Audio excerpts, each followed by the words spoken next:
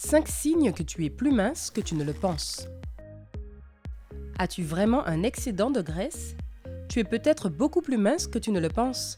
Qu'il s'agisse de ballonnement, de vêtements ou de facteurs psychologiques, tu peux penser que tu es plus corpulent que tu ne l'es réellement.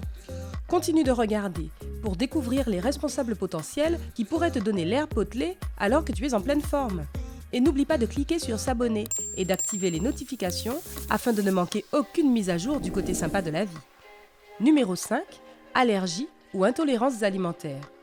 Ce que tu penses être une couche de graisse pourrait tout simplement être une inflammation causée par les aliments que tu consommes. Mais avant tout, il est primordial de reconnaître la différence entre une allergie alimentaire et une intolérance alimentaire. Les allergies alimentaires peuvent être très préoccupantes, étant donné qu'elles affectent le système immunitaire. Tu vois, le corps a généralement une réaction allergique en quelques minutes ou jusqu'à 2 heures après l'ingestion de l'aliment. Une allergie alimentaire peut déclencher des éruptions cutanées, un gonflement des voies respiratoires et conduire à une visite inquiétante aux urgences. L'intolérance alimentaire, elle, entraîne une réaction similaire mais moins sévère de l'organisme. Les symptômes sont plutôt légers et comprennent l'indigestion, les maux d'estomac, les ballonnements et les maux de tête.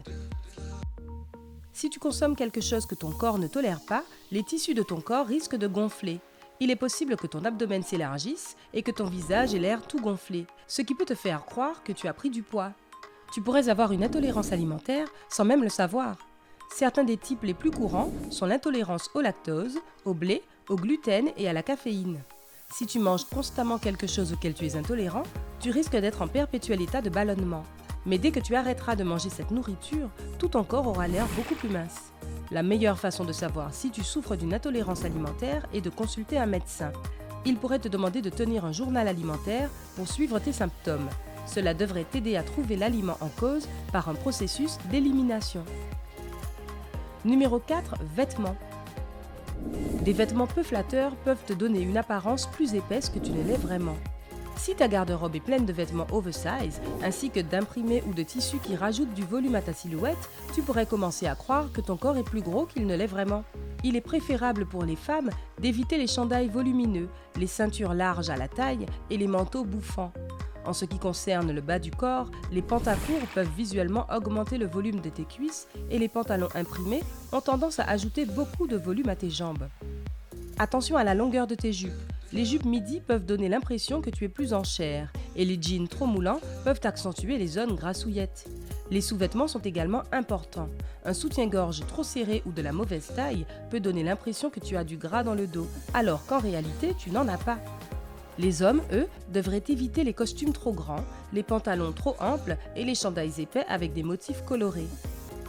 Globalement, les meilleurs vêtements pour les hommes et les femmes devraient être ajustés sans être ni trop serrés ni trop amples. Ils devraient être faits de tissu léger afin de ne pas venir gâcher ta silhouette. Voilà une bonne raison pour aller faire du shopping. Mais avant d'aller faire du shopping, rappelle-toi que la taille des vêtements que tu portes peut aussi donner à ton corps une allure différente de celle qu'il a vraiment. Les gens s'étiquettent souvent en disant « je fais une taille 40 » ou « je suis taille large ». Si tu portes habituellement de larges t-shirts, sache qu'il est tout à fait possible que tu puisses t'adapter à un médium dans un magasin ou même à un small dans un autre. La taille des vêtements varie énormément selon la marque, le magasin ou le fabricant. Alors si tu fais habituellement une taille 36 et que tu as besoin de prendre une taille au-dessus pour te sentir mieux, ne te concentre pas trop sur ce que dit l'étiquette parce que ce n'est pas un reflet de ton poids. Numéro 3. Dysmorphie corporelle. Les personnes qui souffrent de dysmorphie corporelle peuvent se focaliser sur un défaut de l'apparence physique perçue, alors qu'en réalité, ce défaut est souvent minime, si ce n'est inexistant. Si tu passes beaucoup de temps à penser à ton poids, à essayer de devenir plus mince et à effectuer des traitements obsessionnels, tu pourrais souffrir d'un trouble dysmorphique corporel. Puisqu'il s'agit d'un état psychologique, il est préférable que tu consultes un médecin qui saura te donner des conseils. Il est également préconisé de savoir combien il est recommandé de peser en fonction de ton âge, de ton sexe et de ta taille. Il y a beaucoup de simulateurs en ligne qui peuvent t'aider à déterminer quel devrait être ton indice de masse corporelle. Numéro 2. Rétention d'eau. La rétention d'eau a tendance à se noter dans les chevilles, les pieds et les jambes, mais elle peut aussi être présente sur ton visage. Si tes joues semblent ressortir davantage, alors que tu espérais des pommettes bien dessinées ou une mâchoire creusée, un simple excès de liquide pourrait en être la cause. La rétention d'eau ne doit pas être confondue avec un gonflement soudain du visage.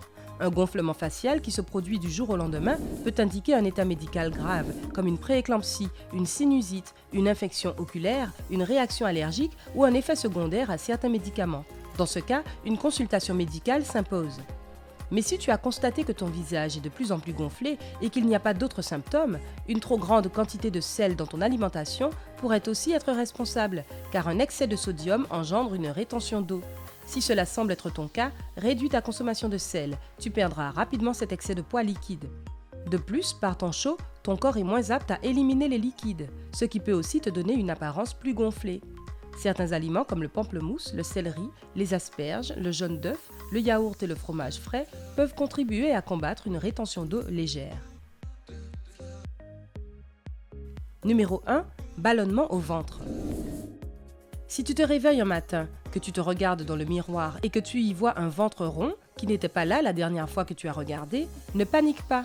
Certaines affections peuvent amplifier les ballonnements abdominaux et bon nombre d'entre eux peuvent passer inaperçus pendant des années.